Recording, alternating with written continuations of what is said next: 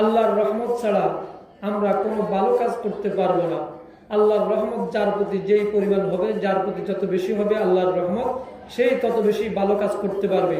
আল্লাহর রহমত ছাড়া আমরা মাহে রমজানের ভালো কাজগুলো আমরা করতে পারবো না। সেই জন্য আল্লাহর রহমতের তালাশ করতে হবে, আল্লাহর রহমতের আশা আমাদেরকে করতে হবে। 10 দিন চলছে, আল্লাহর রহমত ছাড়া আমরা রোজা রাখতে পারবো না, আল্লাহর রহমত ছাড়া আমরা কোরআন তেলাওয়াত করতে পারবো না, আল্লাহর রহমত ছাড়া আমরা জিকির আজকার করতে পারবো না, আল্লাহর রহমত ছাড়া আমরা ইফতার করতে পারবো না, আমরা ইফতার কাউকে করাইতেও পারবো না, আল্লাহর রহমত ছাড়া কোরআনুল কারীমের খতম আমরা করতে পারবো না, আল্লাহর রহমত ছাড়া আমরা কোনো ভালো কাজ করতে পারবো না।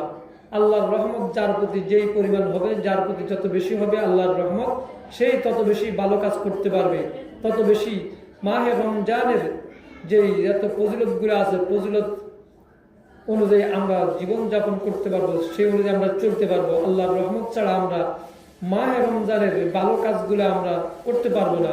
সেই জন্য আল্লাহর রহমতের তালাশ করতে হবে, আল্লাহর রহমতের আশা আমাদেরকে করতে হবে। ওই জন্য দোয়া করতে হবে, আল্লাহর কাছে কান্নাকাটি করতে হবে। আল্লাহর রহমত ছাড়া কেউ কোনো রোজাদারকে ইফতার করাতে পারবে না। আল্লাহর রহমত হইতে হবে তার প্রতি।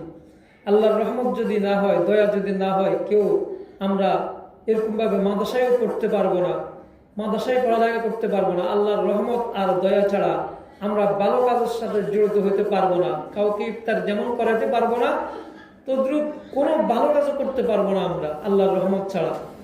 ওই জন্য আল্লাহর রহমতের আশা করতে হবে, দোয়া করতে হবে, কান্নাকাটি করতে হবে, চোখের পানি পালাইতে হবে, আল্লাহর কাছে চাইতে হবে।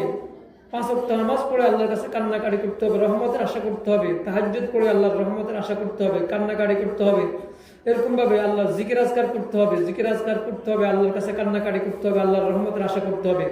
এরকম ভাবে তারাবির নামাজ পড়তে হবে, তারাবির নামাজ পড়তে হবে, আর তারাবির নামাজ পড়ে আল্লাহর কাছে জিকির আজকার করতে হবে।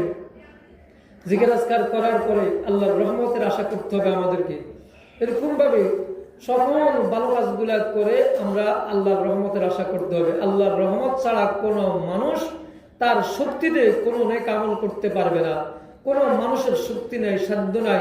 সে যে অনেকেই, যেমন কেউ যদি অনেক কোরআনুল কারীম পড়তে পারে, কোরআনুল কারীম পড়তে জানে, এরপরও কোরআনুল কারীম পড়তে পারবে না। কারণ আল্লাহর রহমত যতক্ষণ পর্যন্ত তার প্রতি না হবে, ততক্ষণ পর্যন্ত সেই কোরআনুল কারীম তেলাওয়াত করতে পারবে না, ততক্ষণ পর্যন্ত সেই সত্য কথা বলতে পারবে না।